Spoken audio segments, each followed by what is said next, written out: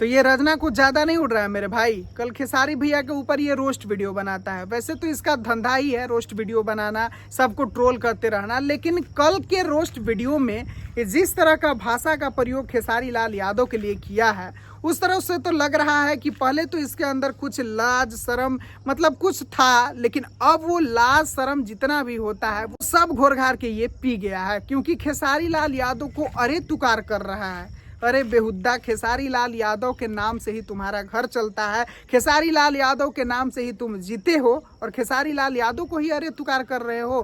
खेसारी लाल यादव के एक बाल बराबर हो तुम। अगर खेसारी लाल यादव एगो बाल कबार के फेंक दें तो उसके बराबर तुम हो, है तुम्हारा औकात।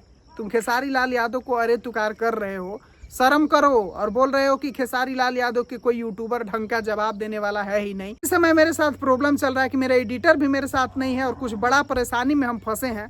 नहीं तो तुमको तो इस कदर से रेलते ना कि तुमको जिंदगी भर याद रखता और खेसारी लाल यादव के यूट्यूबर के बारे में तुम बोलना तक छोड़ देता।